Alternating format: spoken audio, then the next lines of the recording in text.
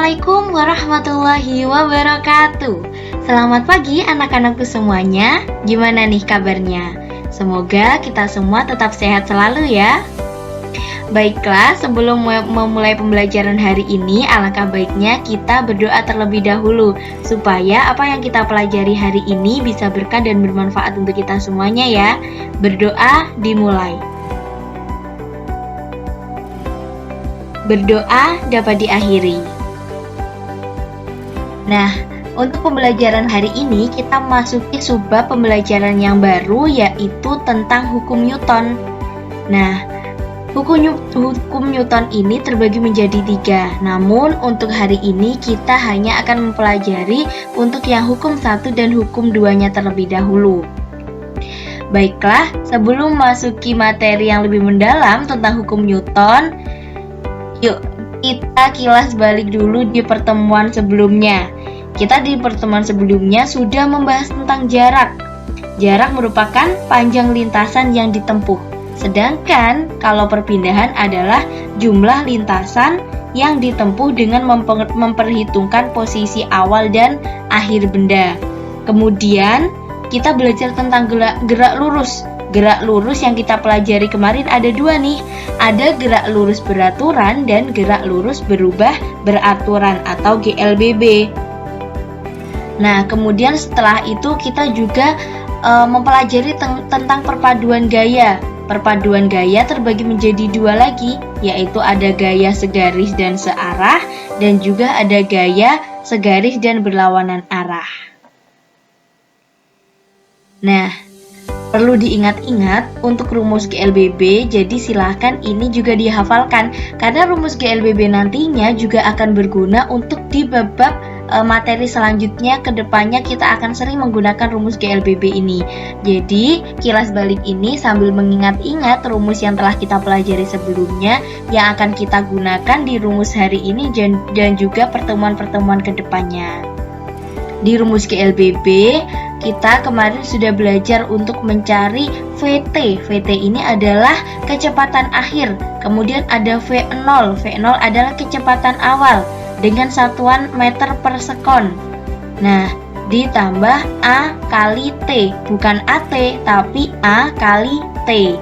A-nya percepatan, T-nya adalah waktu. Kemudian jika kita mencari S, mencari jarak tempuh yang satuannya adalah meter, yaitu V0 kali T. Ini plus minus maksudnya ini bisa ditambah, bisa dikurangi sesuai dengan arah yang kita gunakan. Kemudian setengah AT kuadrat. Kemudian apabila kita mencari VT kuadrat sama dengan V0 kuadrat ditambah 2AS. Berarti 2 kali percepatan kali jarak tempuh, seperti itu. Itu untuk rumus GLBB. Nah, memasuki hukum Newton, hukum 1 Newton.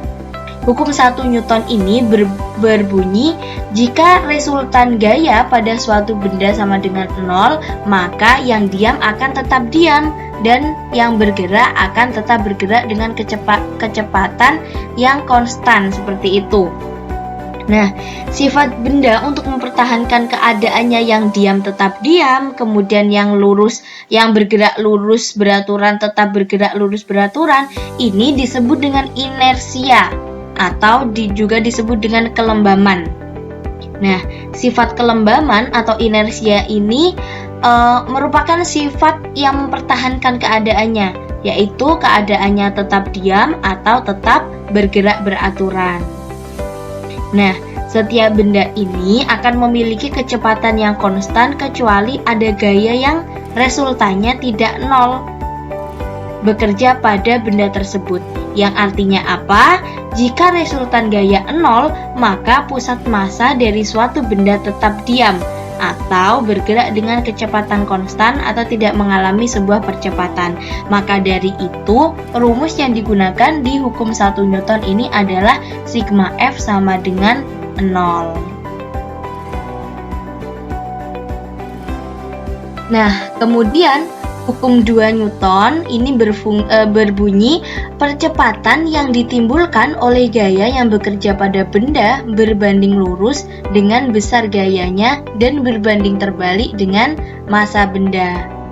Nah, ini yang dirumuskan di hukum 2 Newton yaitu sigma F sama dengan M kali A. Jadi gambar ini, simbol ini dibaca sigma atau jumlah. Sigma F sama dengan M kali A. M-nya adalah massa, A-nya adalah percepatan. Seperti itu. Nah, contoh-contohnya apa nih Bu untuk yang hukum 1 dan 2 Newton di kehidupan sehari-hari? Nah, contohnya yang hukum Newton 1 tadi, misalkan penumpang akan serasa terdorong ketika saat mobil ini bergerak cepat dan direm mendadak seperti itu. Kemudian koin yang berada di atas kertas di meja akan tetap diam di sana ketika kertas ditarik secara cepat seperti itu. Kalau untuk yang hukum 2, contohnya ketika seseorang yang mendorong gerobak bakso dengan kekuatan tertentu dan gerobak tersebut akan berjalan dengan kecepatan tertentu juga. Nah, sekarang mari kita berlatih ke soal-soal terlebih dahulu. Nah, pertanyaan yang pertama. Sebuah kereta didorong dengan gaya 225 Newton. Jika massa kubus 45 kg, hitung percepatannya.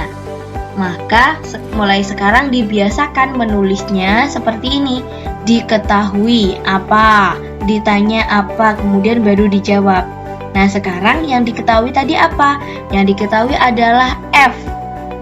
Gayanya sebesar 225 Newton. F sama dengan 225 Newton.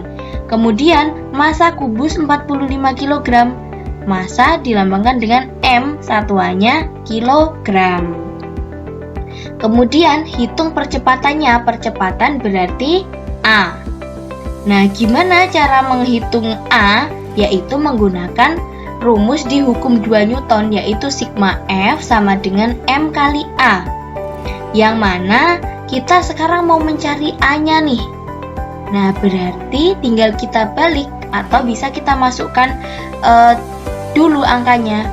Nah, ini di sini sudah tertulis bahwa F-nya sebesar 225 Newton sama dengan 45 kg dikalikan A.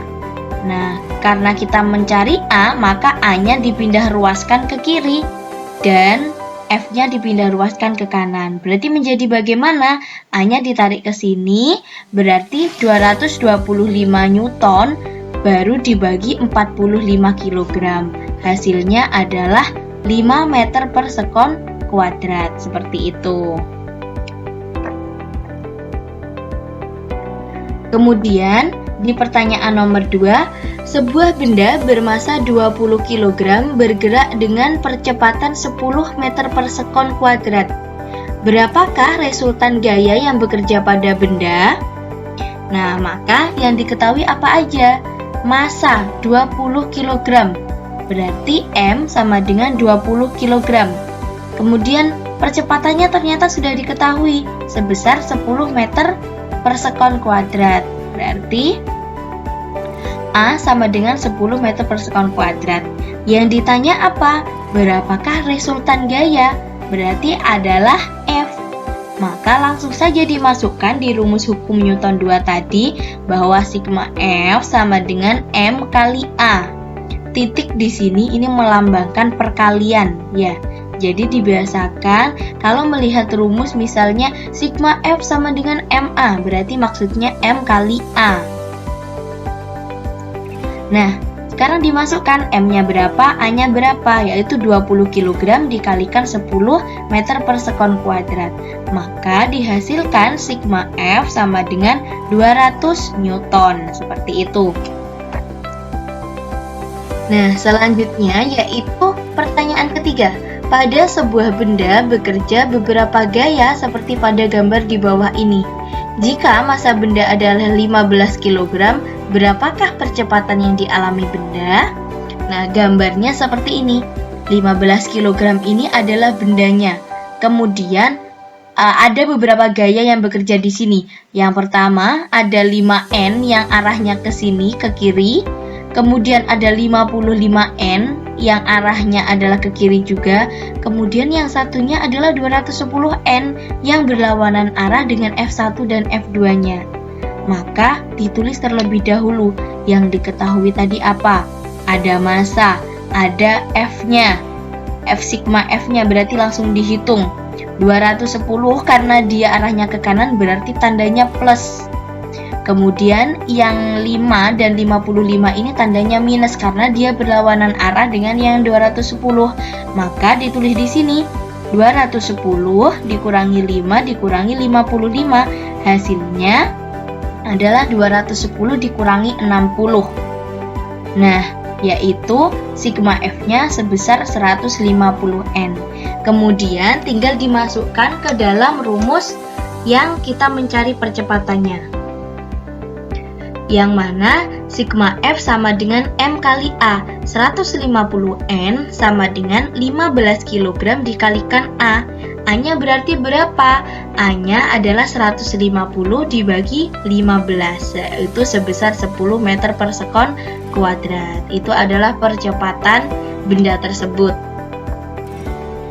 Nah, masuk ke yang nomor 4, ini sudah lumayan agak rumit ya, namun ini cukup sederhana.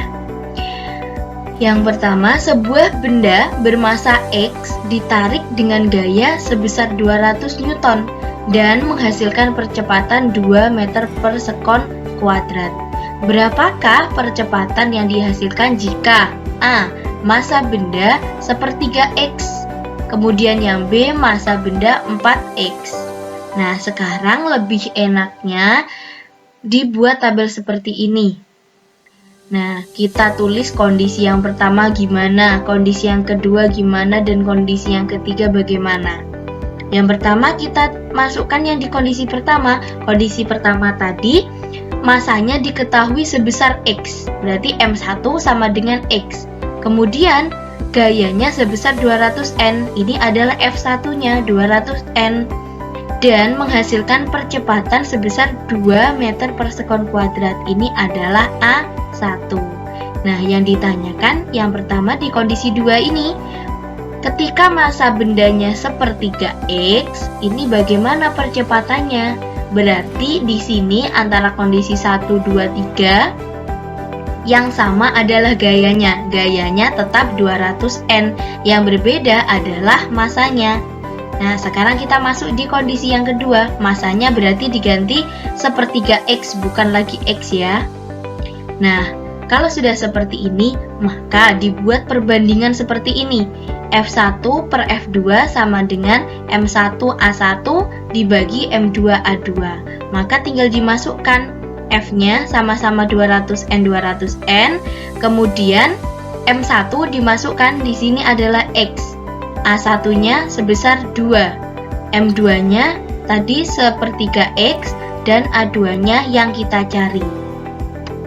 Nah, setelah sudah seperti itu, 200 bagi 200 hasilnya kan sama aja dengan 1/1 ya. Nah, kemudian si X dibagi sepertiga X, ini sama dengan X dibagi X per 3. Nah, X per 3 seperti ini. Kemudian A2-nya dicari. Nah, setelah sudah seperti ini, X-nya bisa saling dicoret. Nah, X atas pembilang dan penyebutnya bisa sama-sama dicoret. Berarti tinggal bagaimana? Tinggal 1/1 sama dengan 2 dibagi sepertiga A2. Nah, setelah sudah seperti ini, maka langsung dikalikan saja. Berarti sepertiga kali A2 sama dengan 2.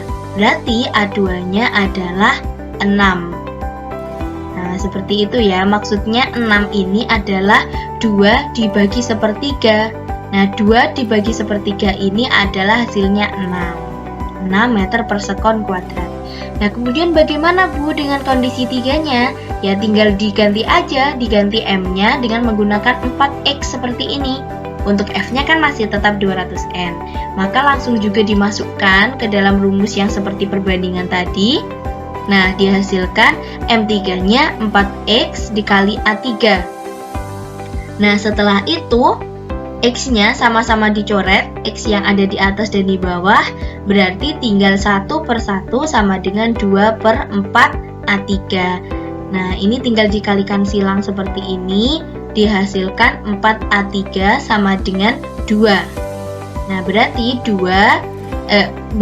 A3 yaitu 2 dibagi dengan 4 menjadi 1/2. 1/2 ini sama dengan setengah atau 0,5 meter per sekon kuadrat. Seperti itu. Nah, selanjutnya yaitu yang kelima. Sebuah benda diam bermasa 6 kg didorong dengan gaya 48 N. Berapa percepatannya? Berapa kecepatan setelah 6 sekon dan berapa jarak yang ditempuh selama 6 sekon? Nah, ini berarti ada 3 yang perlu kita cari di sini. Maka ditulis dulu yang diketahui tadi apa aja. Sebuah benda diam.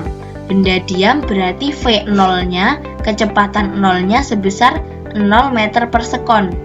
Kemudian M-nya bermasa 6 kg. Didorong dengan gaya 48 N. F-nya 48 N ini. Nah, berapa percepatannya? Ini berarti ditanya. Yang ditanya adalah A, percepatan.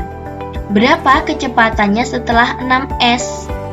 6 sekon berarti VT, kecepatan akhirnya. Nah, di sini berarti T-nya adalah 6 sekon. Kemudian berapa jarak yang ditempuh selama 6S? Berarti S-nya yang ditanya juga.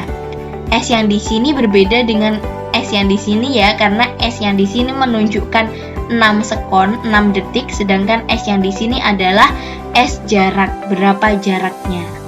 Nah, langsung aja. Yang pertama yaitu tentang A. Langsung dimasukkan F sama dengan M kali A. Berarti kalau kita mencari A bagaimana? Berarti tinggal dibalik.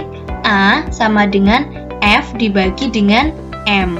Tinggal dimasukkan angkanya yaitu 48 Newton dibagi 6 kg sama dengan 8 meter per sekon kuadrat. Dilanjutkan untuk yang VT.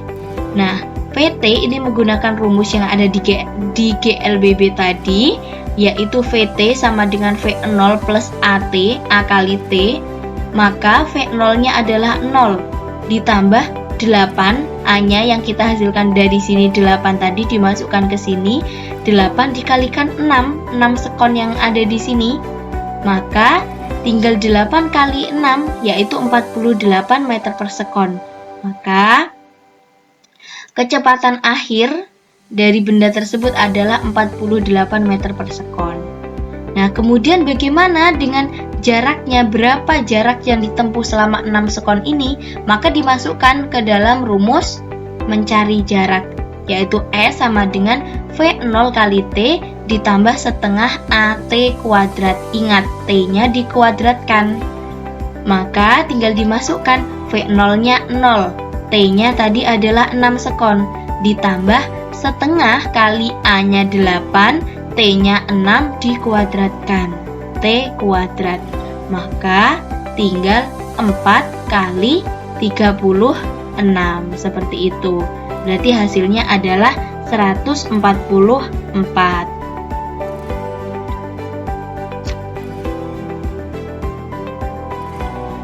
Nah, kemudian sebuah pesawat dengan berat 7 ton akan mendarat dengan kecepatan 60 meter per sekon.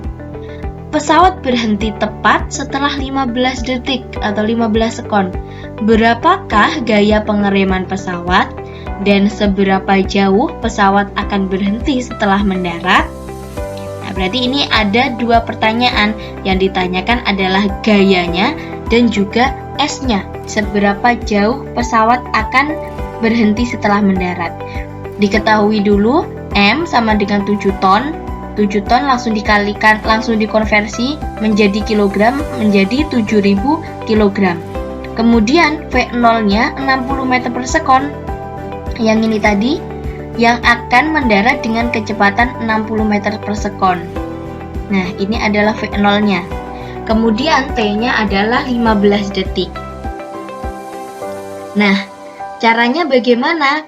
Kalau kita langsung menggunakan F sama dengan M kali A, nah A-nya kan belum diketahui, maka kita cari terlebih dahulu A-nya. Menggunakan rumus yang tadi, VT sama dengan V0 plus AT.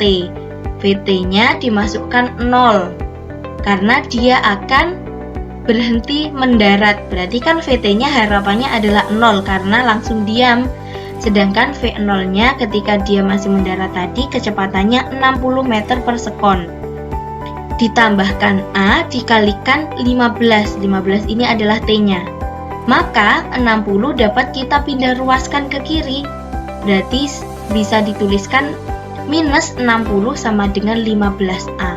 Maka A adalah minus 60 dibagi 15, hasilnya min 4 meter per sekon kuadrat. Itu adalah A-nya. Nah, sekarang dimasukkan ke dalam rumus untuk mencari gayanya, yaitu F sama dengan M kali A. 7000 dikalikan min 4 meter per sekon kuadrat, yaitu dihasilkan F-nya adalah minus 28.000 Newton. Seperti itu. Kemudian untuk yang S di sini menggunakan rumus yang ini, V0T ditambah setengah AT kuadrat, langsung dimasukkan. V0-nya 60, T-nya adalah 15 ditambah setengah, A-nya min 4 dikali 15 kuadrat, atau yang hasilnya 225. 60 dikalikan 15 hasilnya 900, dikurangin ini setengah dikalikan min 4 hasilnya min 2 ini dikalikan 225, maka dihasilkan 900 dikurangi 450 hasilnya 450 meter. Jadi jauhnya pesawat akan berhenti setelah mendarat setelah 15 sekon ini adalah sebesar 450 meter. Seperti itu. Nah, cukup sekian untuk pembelajaran hari ini tentang hukum 1 dan 2 Newton. Untuk selanjutnya, silahkan dikerjakan tugas yang sudah Bu Laila share di grup.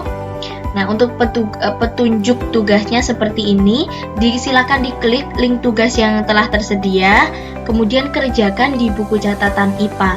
Nah, jawabannya tidak boleh langsung dijawab hasilnya, dijawab A, B, C, atau dijawab langsung 10 meter per sekon, dijawab 50 meter, gitu langsung tidak boleh, tapi dikerjakan disertai dengan cara atau rumusnya yang lengkap, supaya nanti Bu Laila mudah untuk mengoreksi dan bisa digunakan untuk belajar ke depannya.